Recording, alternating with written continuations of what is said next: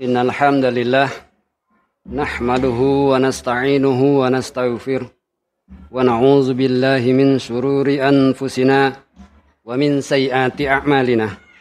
May yahdihillahu fala mudhillalah wa may yudlil fala hadiyalah. Asyhadu an la ilaha illallah wahdahu la syarikalah wa asyhadu anna Muhammadan abduhu wa rasuluh. Qala Allah Ta'ala fi kitabihil karim, a'udzu billahi minasy syaithanir rajim. Ya ayyuhallazina amanu taqullaha haqqa tuqatih wa la tamutunna illa wa antum muslimun. Wa qala ta'ala, ya ayyuhallazina amanu taqullaha wa qulu qawlan sadida yuslih lakum a'malakum wa yaghfir lakum dzunubakum wa may yuti'illaha wa rasulahu faqad faza fawzan 'azima. Amma ba'd. Fa inna asdaqal hadits kitabullah wa ahsanal hadyi hadyu Muhammadin sallallahu alaihi wasallam wa syarrul umur muhdatsatuha wa kullu muhdatsatin bid'ah wa kullu bid'atin dhalalah wa kullu dhalalatin finnar. Hadirin kaum muslimin sidang Jumat rahimakumullah. Pertama, marilah kita panjatkan puji dan syukur kehadirat Allah Subhanahu wa Ta'ala yang selalu memberikan rahmat dan nikmatnya kepada kita semua, terutama nikmat Islam dan iman, sehingga kita tetap beriman dengan akidah yang kuat. Salawat beserta salam, mari tidak lupa kita selalu haturkan dimanapun dan kapanpun, karena dengan membaca salawat kepada baginda Nabi Muhammad sallallahu alaihi wasallam merupakan salah satu bukti kita mencintainya. Pada kesempatan yang mulia ini, saya selaku khatib tidak akan pernah bosan untuk selalu mengingatkan kepada para jamaah salat Jumat untuk senantiasa meningkatkan ketakwaan kita kepada Allah Subhanahu wa Ta'ala, yakni menjalankan segala perintahnya dan menjauhi segala larangannya. Kaum muslimin sidang Jumat rahimakumullah, manusia merupakan makhluk yang istimewa dengan segala perangkat yang diberikan Allah Subhanahu wa Ta'ala, baik perangkat keras yaitu berupa jasad maupun perangkat lunak yaitu berupa akal dan hati. Semua perangkat tersebut senantiasa memiliki tujuan dan kemanfaatan bagi tubuh manusia itu sendiri. Semua perangkat harus dijaga dan dilestarikan dengan baik, karena jika tidak maka akan rusak dan tidak berfungsi sebagaimana mestinya. Hati dalam Islam merupakan perangkat lunak yang mempengaruhi perangkat keras yaitu jasad, sehingga apa yang terjadi pada hati maka akan berdampak pada jasad. Jika hati baik, maka baiklah anggota badan yang lain, dan jika hati rusak, maka rusak pula yang lainnya.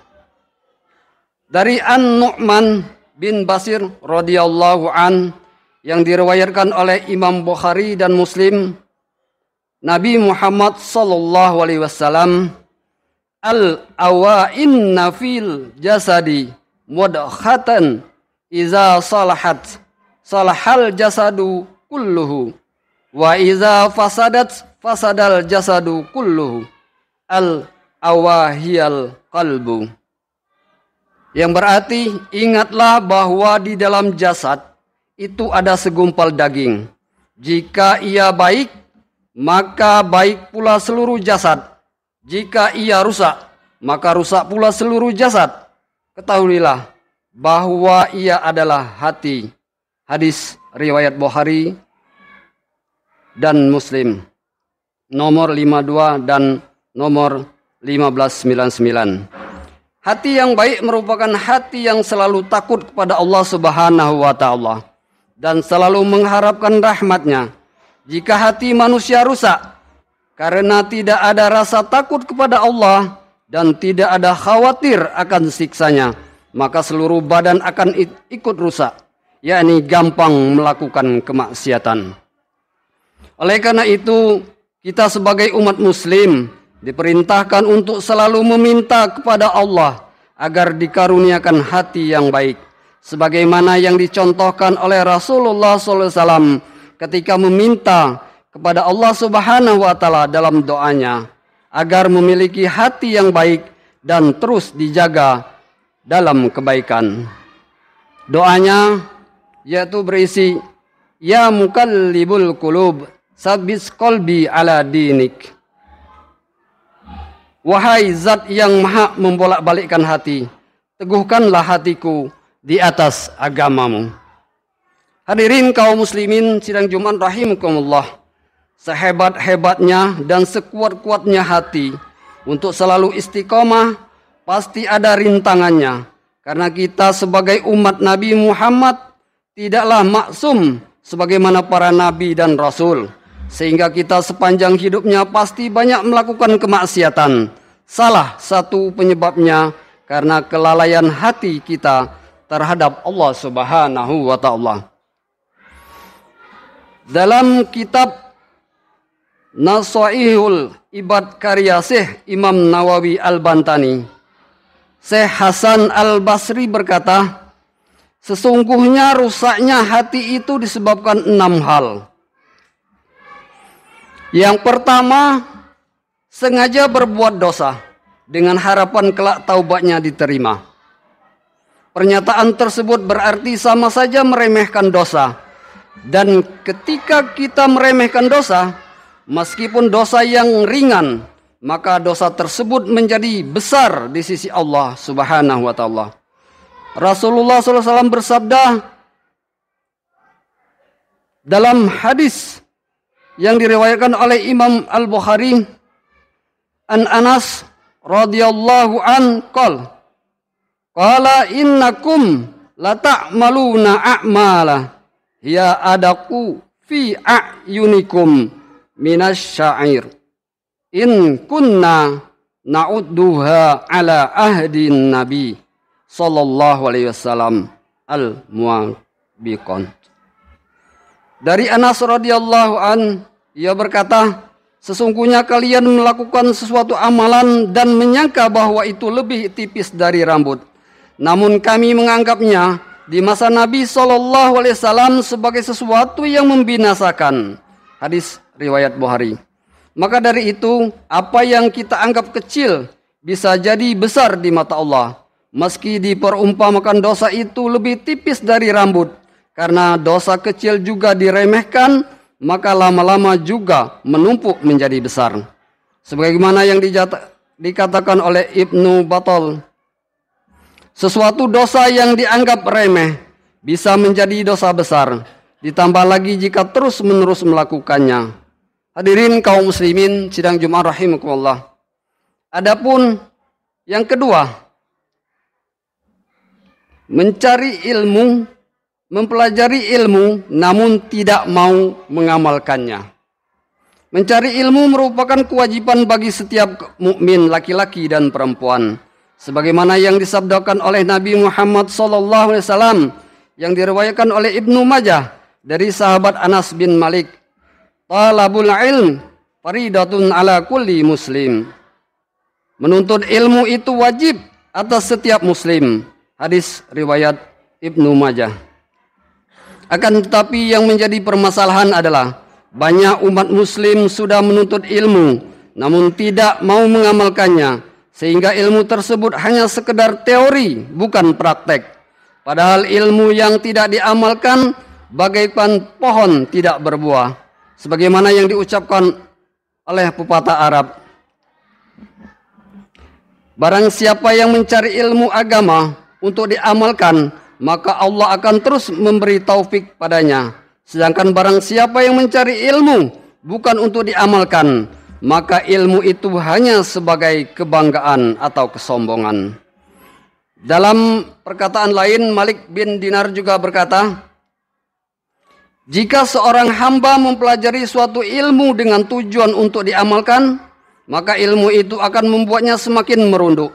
Namun jika seseorang mempelajari ilmu bukan untuk diamalkan, maka itu hanya akan membuatnya semakin sombong atau berbangga diri. Kaum muslimin sidang Jumat rahimakumullah. Adapun yang dapat merusak hati yang ketiga adalah ketika beramal tidak ikhlas. Beramal merupakan perbuatan yang baik karena akan memberikan kebaikan bagi dirinya dan sekelilingnya. Tetapi kadang juga beramal menjadi tidak bermakna dan berpahala ketika tidak dilandasi dari rasa ikhlas. Atau bahasa sekarang hanya sekedar pencitraan dan pansos mata. Dan ketika seseorang tidak memiliki rasa ikhlas, maka hatinya akan bermasalah, yakni mengidap penyakit hati bernama riya. Ingin dipuji dan sombong. Andai kata tidak ada yang memujinya, ia akan tersinggung dan malas beramal kembali. Sebagaimana yang diriwayatkan oleh Abu Umamah radhiyallahu anhu, beliau berkata, datang seorang lelaki kepada Rasulullah SAW dan bertanya, bagaimana menurut engkau ya Rasulullah, jika ada seorang yang berperang untuk mengharapkan pahala dan sekaligus ingin disebut namanya sebagai pahlawan, apa yang ia dapatkan? Rasulullah SAW bersabda, ia tidak mendapatkan apa-apa. Lelaki tadi mengulangi pertanyaan hingga 3 kali. Rasulullah SAW tetap bersabda, ia tidak mendapatkan apa-apa. Lalu Rasulullah SAW bersabda, sesungguhnya Allah Subhanahu wa Ta'ala tidak menerima amalan kecuali yang ikhlas mengharapkan ridhonya. Hadis-hadis lainnya menunjukkan bahwa seorang mukmin tidak akan diterima amalannya jika ia tidak karena mengharapkan ridha Allah Subhanahu wa Ta'ala dari amalannya tersebut. Karena segala sesuatu yang disandarkan kepada Allah maka akan membuahkan keikhlasan yang mendalam. Rasulullah SAW bersabda yang diriwayatkan oleh Imam Muslim dari sahabat Nabi Abu Hurairah. An Abi Hurairah radhiyallahu anhu qala Rasulullah sallallahu alaihi wasallam, innallaha la yanzuru ila ajsamikum wala ila suwarikum walakin yanzuru ila qulubikum. Dari Abu Hurairah radhiyallahu an, ia berkata Rasulullah SAW pernah bersabda, sesungguhnya Allah tidak melihat atau menilai bentuk tubuhmu dan tidak pula menilai kebagusan wajahmu, tetapi Allah melihat atau menilai keikhlasan hatimu. Hadis riwayat Muslim. Juga disebutkan dalam hadis yang lain, yang berarti seandainya salah seorang di antara kamu melakukan suatu perbuatan di dalam gua yang tidak ada pintu dan lubangnya, maka amal itu tetap akan bisa keluar, tetapi dicatat oleh Allah, tetap dicatat oleh Allah Subhanahu wa Ta'ala menurut keadaannya. Hadis riwayat Bukhari. Kaum muslimin rahimakumullah. Adapun yang keempat yang dapat merusak hati adalah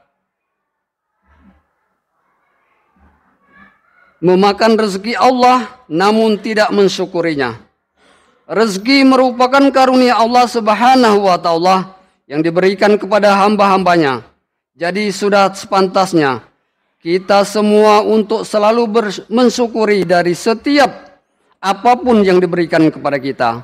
Rasulullah SAW bersabda yang diriwayatkan oleh Ahmad dari An-Nu'man bin Basir, man lam yaskuril qalila lam yaskuril kasir.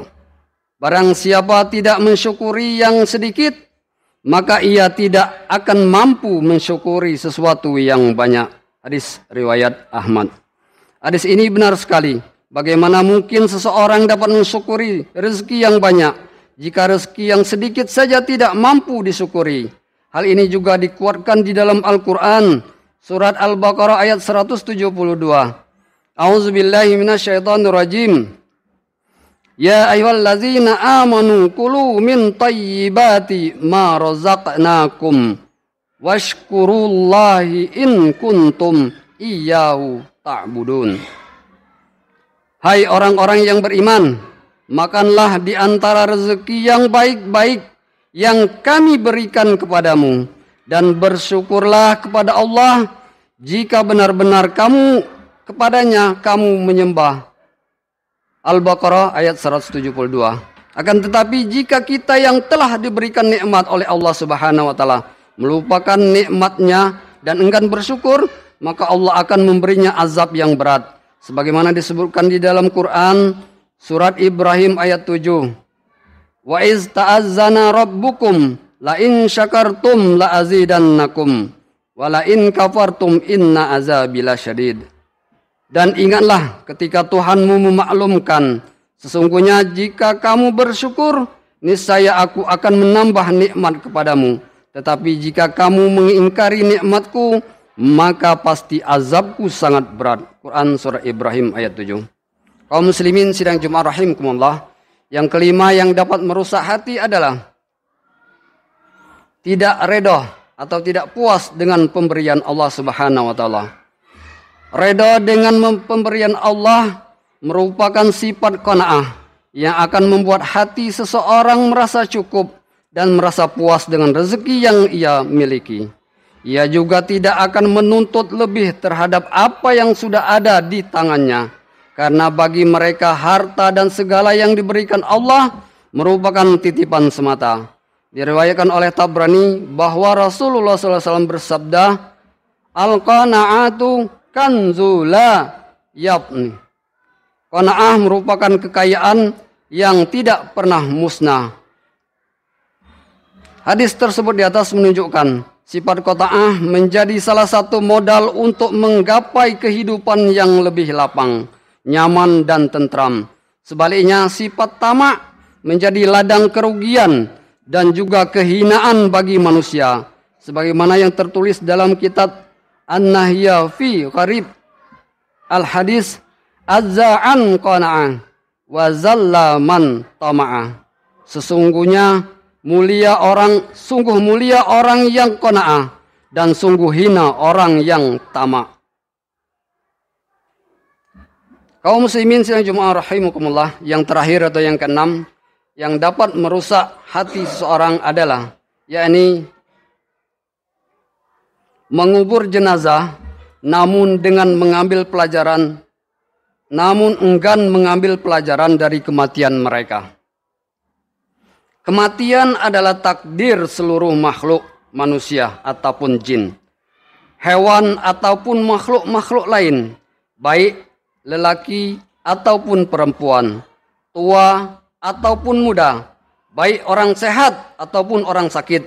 Seperti dalam firman Allah Ta'ala berikut ini, yang artinya tiap-tiap yang berjiwa akan merasakan mati. Dan sesungguhnya pada hari kiamat sajalah disempurnakan pahalamu. Barang siapa dijauhkan dari neraka dan dimasukkan ke dalam surga, maka sungguh ia telah beruntung.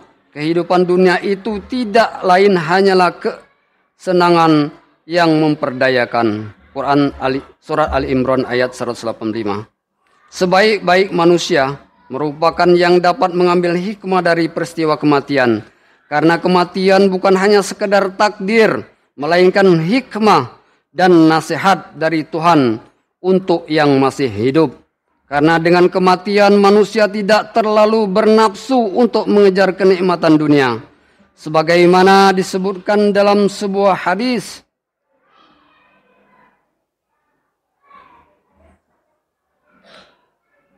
dari Abu Hurairah radhiyallahu meriwayatkan Rasulullah SAW bersabda, perbanyaklah mengingat atau pemutus kelezatan, yaitu kematian. Hadis riwayat Tirmizi dan disahihkan di dalam kitab Sahih Tirmizi. Dengan mengingat kematian, seorang hamba juga bisa menjadi mukmin yang cerdas dan berakal. Sebagaimana yang diriwayatkan oleh Ibnu Majah,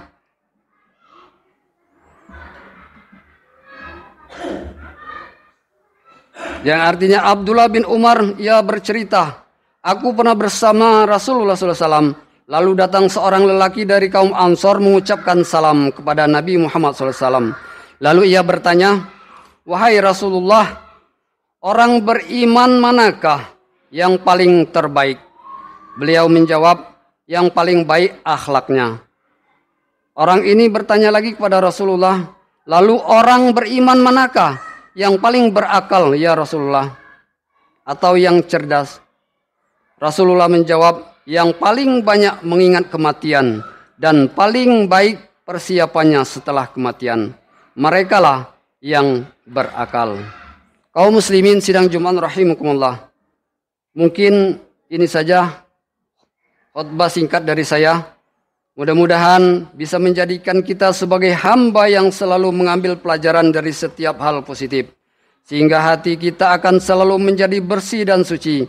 Karena selalu ingat pada Allah Subhanahu wa Ta'ala. Amin ya Rabbal Alamin. Barakallahu li walakum fil Qur'anil azim. Wa nafa'ani wa iyyakum bima fihi minal ayati wa zikril hakim. Wa taqabbala minni wa minkum tilawatahu innahu huwas samiul alim. Aqulu qawli hadza wa astaghfirullahal azim li wa lakum wa lisairil muslimina wal muslimat fastaghfiruhu innahu huwal ghafurur rahim.